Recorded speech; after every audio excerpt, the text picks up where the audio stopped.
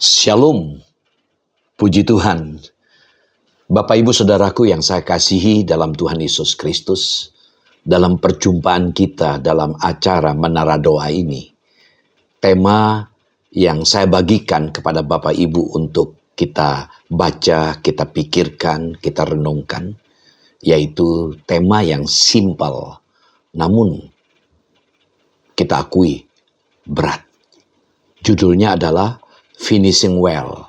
Ketika kita bicara tentang finishing well, berarti kita harus siap mengakhiri segala sesuatu yang kita kerjakan dengan baik. Nah, untuk itu Bapak Ibu Saudaraku, mari kita siapkan hati kita untuk firman Tuhan yang akan kita dengar. Mari kita berdoa. Bapa kami dalam sorga, kami bersyukur buat waktu yang sudah Kau berikan bagi kami untuk kembali belajar dari firman-Mu. Tolong setiap kami Tuhan lewat perenungan firman Tuhan, boleh kami baca, kami pikirkan, kami renungkan, lebih dari itu.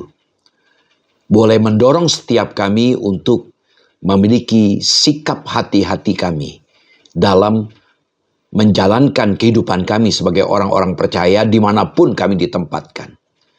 Agar kami sungguh-sungguh dapat menyelesaikan setiap tugas-tugas kami dengan penuh tanggung jawab, dengan baik, dan Engkau saja dipermuliakan.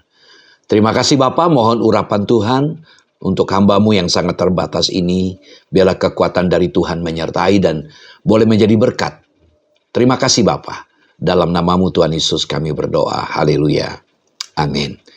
Puji Tuhan, saudaraku yang saya kasih, starting and finishing well. Ya, kita memulai dengan baik, mengakhiri dengan baik. Itu berarti sesuatu yang perlu ada dalam bagian dari hidup kita. Ketika kita bicara finishing well, ini harus menjadi impian kita. Menyelesaikan dengan baik, menjadi harapan kita. Jangan menjadi jatuh oleh karena kegagalan kita. Bahkan juga jangan jatuh karena keberhasilan kita. Ingatlah, untuk kita senantiasa mengarahkan kepada garis akhir perjuangan iman kita. Kita harus tetap berjuang dan mengakhiri semuanya dengan baik. Saudara, ada begitu banyak anak-anak Tuhan yang tadinya begitu semangat mengawali sebuah perubahan dan resolusi, namun banyak yang menyerah dan pada akhirnya gagal. Sebagai ayat acuan untuk kita pikirkan bersama-sama, saudaraku, dalam 2 Timotius pasal 4 ayat 7-8. Aku telah mengakhiri pertandingan yang baik. Aku telah mencapai garis akhir dan aku telah memelihara iman. Sekarang telah tersedia bagiku mahkota kebenaran yang akan dikaruniakan kepadaku oleh Tuhan, Hakim yang adil, pada harinya, tapi bukan hanya kepadaku, melainkan juga kepada semua orang yang merindukan kedatangannya. Saudara yang saya kasih, ayat tadi menjelaskan kepada kita bagaimana ungkapan hati Paulus dengan penuh kebanggaan. Dia telah menyelesaikan pertandingan dengan baik. Kita tahu perjalanan hidupnya dia begitu panjang. Berawal dari penentang anti-Kristen, bahkan ikut membunuh Stefanus. Bahkan punya niat untuk menganiaya, menyiksa setiap orang-orang Kristen pada waktu itu.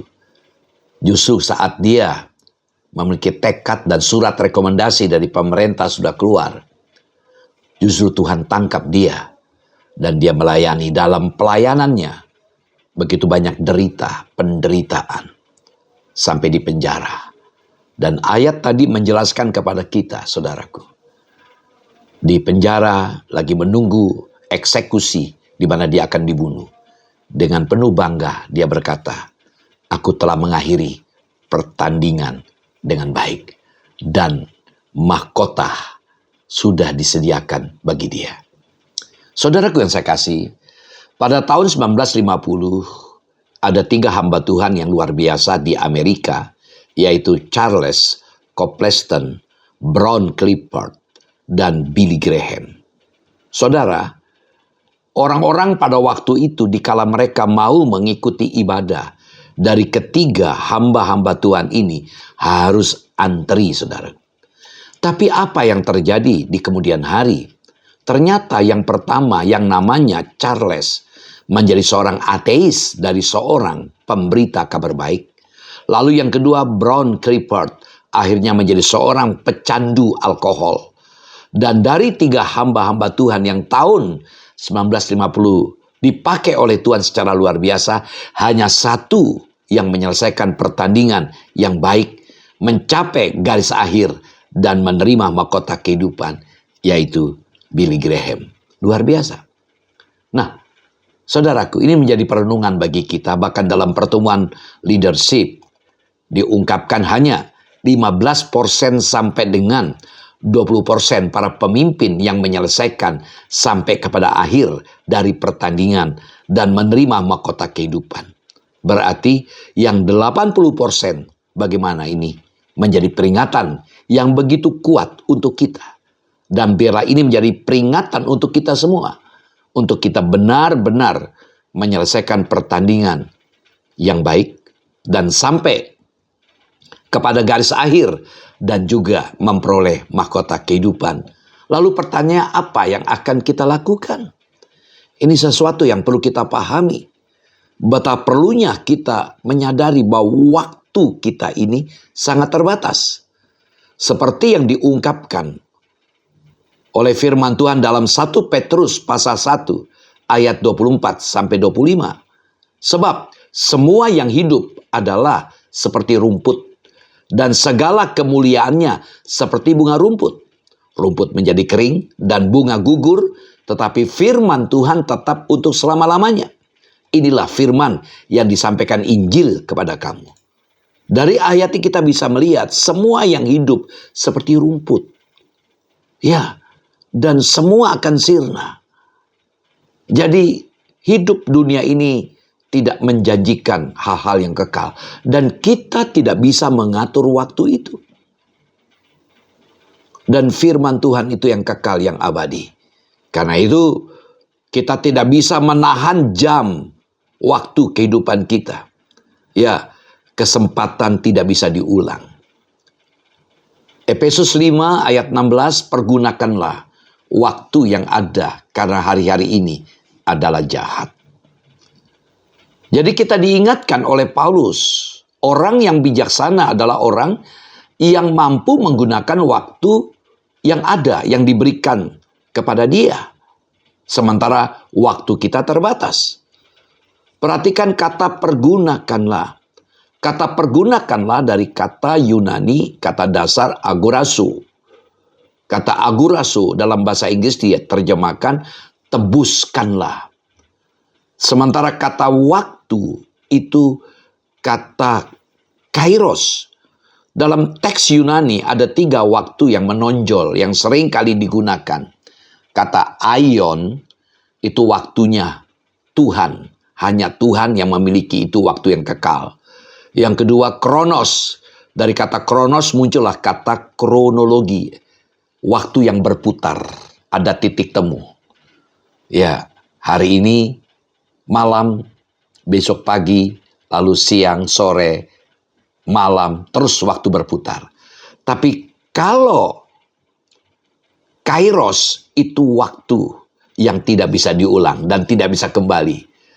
Ada awal dan terus berjalan, tidak bisa kembali. Itulah namanya kesempatan atau momentum. Jadi ketika dikatakan pergunakanlah, tebuslah kesempatan yang ada. Jadi kata tebuskanlah istilah pemasaran. Membeli sesuatu seluruhnya. Atau memborong pada waktu yang baik, pada harga yang baik. Seperti seorang ibu misalnya kalau ingin mendapatkan ikan yang segar. Pagi-pagi jam 4 ke pasar ikan. Ya, ketika kita melihat situasi ekonomi yang tidak pasti. Saat kita memperhitungkan, memprediksi. Wah ini harga yang tepat yang perlu saya beli sekarang. Kita borong. Karena apa? Karena hari-hari ini adalah jahat. Jadi kita harus menggunakan. memanfaatkan setiap kesempatan, terutama kesempatan rohani dalam hidup kita. Jangan kita berkata, aku tidak butuh gereja, aku nggak butuh Tuhan. Ada begitu banyak kisah yang saya lihat, orang yang tidak butuh Tuhan satu saat, dengan sombongnya dia begitu bangga, dengan uang kekayaannya, tapi satu saat dia sakit, dan dia sudah tidak tertolong, tinggal tunggu waktunya, baru dia sadar butuh Tuhan. Mari kita belajar menggunakan kesempatan. Nah, seorang tokoh yang saya kagumi, yaitu penulis buku Seven Habits, ya 7 kebiasaan, yaitu Stephen Covey. Dia berkata bagaimana kita mengawali dengan akhir. Jadi pikiran kita itu kepada yang akhir, bukan yang sekarang. Nah, jadi waktu adalah kata yang sulit untuk kita definisikan. Akan tetapi waktu adalah pencatat tercepat yang ada di dunia ini. Memulai dengan tujuan akhir. Dalam pikiran itu berarti memulai dengan pemahaman yang jelas tentang tujuan hidup. Rick Warren berkata, betapa pentingnya hidup ini. Kita harus tahu hakikat hidup. Bagaimana hidup yang kita miliki ini hidup yang mau digerakkan dengan tujuan. Nah, kata akhir dari kata Ibrani aharit. Kata aharit memiliki kesamaan dengan kata akhirun dalam bahasa Arab. Yang bisa berarti dalam Kamus Bahasa Indonesia belakang, yang belakang sekali, kemudian kesudahan, lalu penghabisan. Nah, jadi kita mulai mengawali dengan akhir. Jadi pikiran kita itu jauh ke depan. Ya, sebagai contoh sederhana. Ketika ada seseorang berjalan, wow, keren, dengan jas yang begitu mewah. Ya, wow, jasnya pasti mahal. Tetapi kita lihat pelan-pelan mendekati kita, lalu melewati kita. Ketika melewati kita, jas bagian belakang, tambalan-tambalan. Mungkin itu jas yang sudah dibuang oleh pemiliknya. Dia ambil lalu dia tambal. Kita baru tahu jas itu tidak berkualitas, jas buangan yang tidak pantas dipakai ketika yang menggunakan jas itu melewati kita. Dari jauh, karena jasnya masih utuh, bagus dari depan. Tapi ketika di belakang kita lihat, rusak. Nah, ini masalah kita. Ini problem kita, saudara. Kita tidak tahu akhir sebelum peristiwanya itu selesai. Ya, kerap kali si jahat menyembunyikan aharit, serta memberi umpan yang menggoda di bagian depan. Kita digoda, kita dirayu, supaya kita tidak memikirkan tujuan, kita tidak memikirkan jauh ke depan, yang bersifat future. Kita terjebak oleh karena keinginan kita. Akibatnya apa? Kita tidak dapat mengakhiri dengan baik.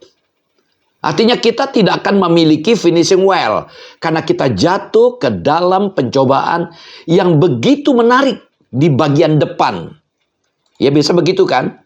Bagian depan. Baru terakhir baru kita menyesal.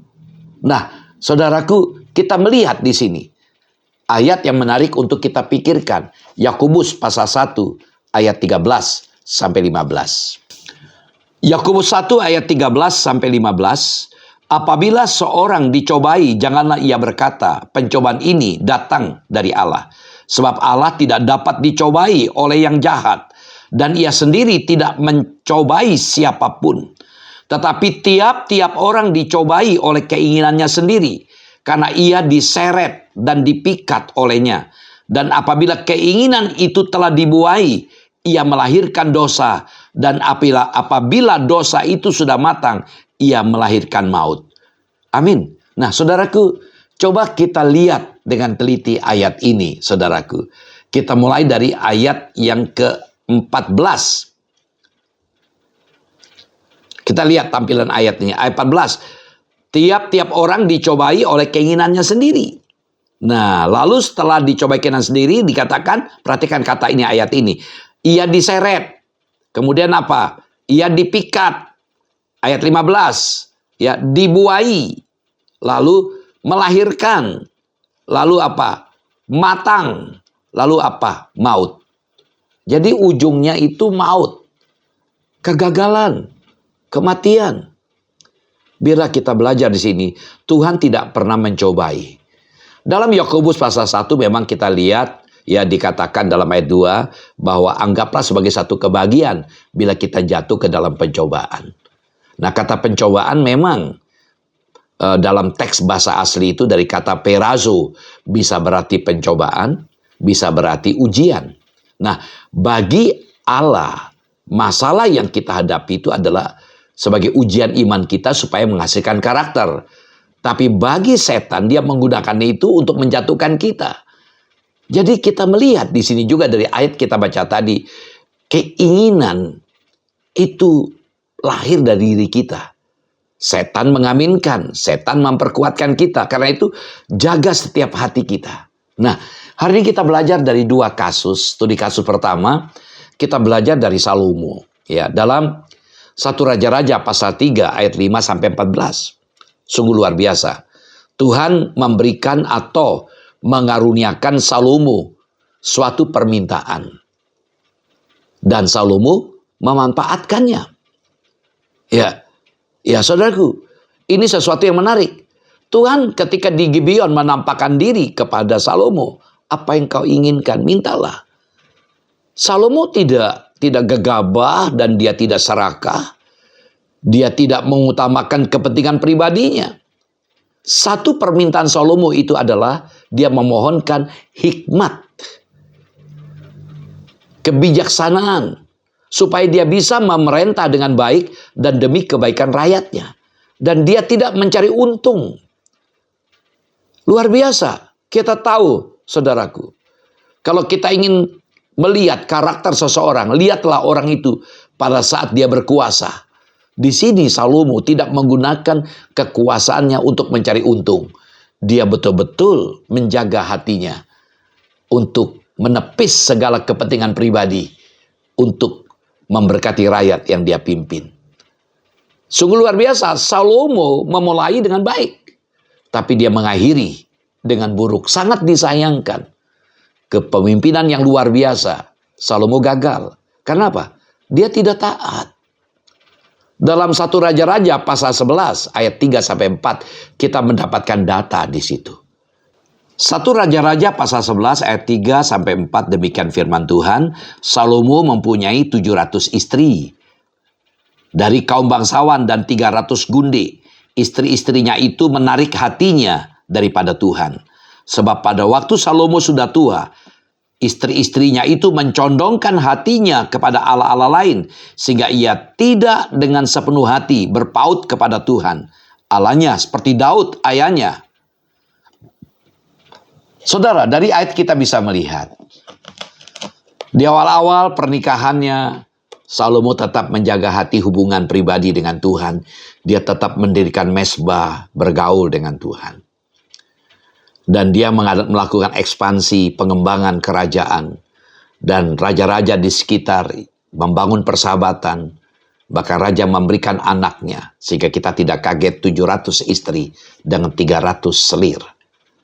Dan dikatakan ketika Salomo sudah tua, istrinya mencondongkan hati kepada berhala daripada kepada Tuhan. Jadi Salomo mulai mengalihkan perhatiannya dari Tuhan kepada penyembahan istri-istrinya. Jadi ini kasus yang perlu kita pikirkan. Salomo yang begitu baik, memulai dengan baik, tapi sangat disayangkan, mengakhiri dengan tidak baik. Kasus yang kedua. Dalam 2 Raja-Raja 20 ayat 1 sampai 11 kita menjumpai data-data tentang Hizkia. Hizkia raja yang luar biasa, imannya sungguh luar biasa.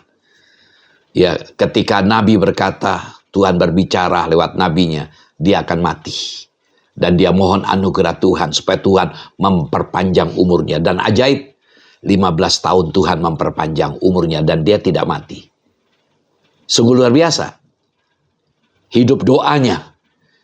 Saudara, jika kita berjalan dalam iman bersama dengan Allah dan setia kepadanya, kita berhak untuk berharap bahwa doa kita akan dikabulkan. Tapi ingat, Allah itu berdaulat. Allah itu berkuasa penuh atas hidup kita. Jangan sekali-kali mencobai mengatur Tuhan lewat doa-doa kita. Jangan sekali-kali kita mengatur Tuhan dengan segala keinginan kita. Ya, doa itu bukanlah kartu ATM. Allah bukanlah mesin ATM. Dan iman bukanlah nomor PIN yang dibutuhkan. Nah, kenapa? Anugerah memberikan tanggung jawab. Hizkia diperpanjang umurnya berarti itu anugerah Tuhan. Sehingga respon Hizkia perlu ada dari dirinya untuk bertanggung jawab atas kesempatan di mana Tuhan memperpanjang umurnya 15 tahun lagi. Sangat disayangkan. Dalam 2 Raja-Raja pasal 20 ayat 13. Dia pamer kekayaannya. Mari kita lihat 2 Raja-Raja 20 ayat 13. 2 Raja-Raja 20 ayat 13, Hizkia bersuka cita atas kedatangan mereka, lalu diperlihatkannya lah kepada mereka segenap gedung harta bendanya, emas dan perak, rempah-rempah dan minyak yang berharga, gedung persenjataannya dan segala yang terdapat dalam perbendaharaannya. Tidak ada barang yang tidak diperlihatkan Hizkia kepada mereka di istananya dan di seluruh daerah kekuasaannya. Hizkia pamer segala apa yang dia miliki. Dia pamer kepada Merodak, Baladan. Dalam hal ini utusannya. Jadi dia tidak bergantung kepada Tuhan, melainkan bergantung kepada Babel. Keputusan Tuhan yang sudah mengabulkan doanya, sungguh dia tidak jaga. Perhatikan. Keputusan Tuhan yang mengabulkan atau menolak permohonan panjang umur Hizkia itu adalah hak penuh Tuhan. Karena Tuhan itu berdaulat. Namun tanggapan Hizkia dan tindakannya setelah doanya dikabulkan itu merupakan tanggung jawab Hizkia itu sendiri. 15 tahun bukan waktu yang singkat, saudaraku. Bagaimana Hizkia mengisi hari-hari depannya akan membuktikan apakah permintaannya itu bijaksana atau tidak. Pelajaran bagi kita. Hizkia memang dikisahkan sebagai raja yang setia kepada Tuhan. Dan yang doanya dijawab. Namun Tuhan bukanlah mesin penjawab doa. Standar kebaikan Tuhan berbeda dari standar kita. Hikmat Tuhan melampaui yang dapat kita pahami. Saudaraku yang saya kasih, sangat disayangkan ketika Hizkia ditegur oleh Nabi Yesaya. Malah dia jawab bagus. Yang penting ada damai. Dia tidak memikirkan akibatnya setelah dia mati yang melanjutkan anaknya. Itulah manusia, kecenderungannya hanya ingin menikmati sendiri. Karena itu mari kita pahami, hidup ini bagaikan sebuah perlombaan yang harus kita selesaikan dengan baik. Saya ingat sebuah pernyataan firman Tuhan dalam Ibrani pasal 12 ayat 1 dan 2. Karena kita mempunyai banyak saksi, bagaikan awan yang mengelilingi kita. Marilah kita menanggalkan semua beban dan dosa yang begitu merintangi kita. Dan berlomba dengan tekun dalam perlombaan yang diwajibkan bagi kita. Marilah kita melakukannya dengan mata yang tertuju kepada Yesus yang memimpin kita dalam iman. Dan yang membawa iman kita kepada kesempurnaan. Yang dengan mengabaikan kehinaan, tekun memikul salib, ganti sukacita yang disediakan bagi dia yang sekarang duduk di sebelah kanan tata Allah. Amin. Bayangkan, kita sedang berdiri di garis start dari sebuah lomba jarak jauh. Otomatis, ya kita start, memulai dengan baik.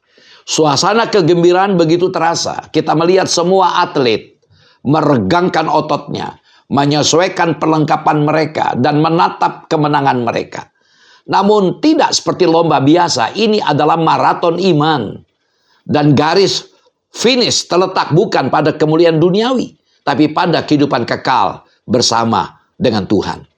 Seperti desakan dari penulis surat Ibrani yang kita baca tadi. Kita dikelilingi oleh awan besar para saksi. Pria dan wanita setia sepanjang zaman. yang berlari dalam perlombaan mereka dengan ketekunan dan menyelesaikannya dengan baik, sedang memberikan semangat untuk kita terus berjuang dan jangan pernah menyerah dan tidak boleh menyerah sehingga kita menyelesaikan dengan baik. Karena itu kita sadar daging terbanyak menuntut. Kita punya keinginan yang bisa mencondongkan kita kepada kegagalan. Karena itu sumber kekuatan kita ada di dalam Tuhan. Relasi dengan Tuhan adalah relasi dengan pribadi yang perlu kita bangun, pribadi yang berdaulat, pribadi yang menanggapi dengan cara dan waktunya. Kita perlu tunduk di bawah otoritasnya. Ketika kesulitan hidup menghimpit kita, sanggupkah kita tetap setia dan tetap percaya kepada Allah yang hidup? Biar kita belajar hari ini. Percayakanlah hidup kita kepada Tuhan. Tuhan Yesus memberkati. Bapa yang baik, kami sadar dalam perjalanan hidup kami ini, kerap kali kami lupa. Di saat-saat awal kami memulai dengan baik. Tetapi di akhir seringkali kami gagal. Mampukan kami untuk berjalan di dalam kehendak-Mu. Mampukan kami Tuhan dengan kekuatan dari-Mu. Engkau menyertai kami dan bawa setiap kami untuk berjalan selaras dengan apa yang Kau mau supaya kami lakukan dalam hidup kami. Terima kasih, memberkati seluruh kekasih kami yang sudah mendengarkan firman Tuhan. Biar kami didorong bersama-sama, berlomba bersama-sama, tetap semangat dan tidak akan pernah menyerah. Sehingga kami menyelesaikan sampai akhir dan Tuhan saja dipermuliakan. Terima kasih, berkat Tuhan menyertai setiap kami. Dalam nama-Mu Tuhan Yesus kami berdoa. Haleluya. Amin. Shalom.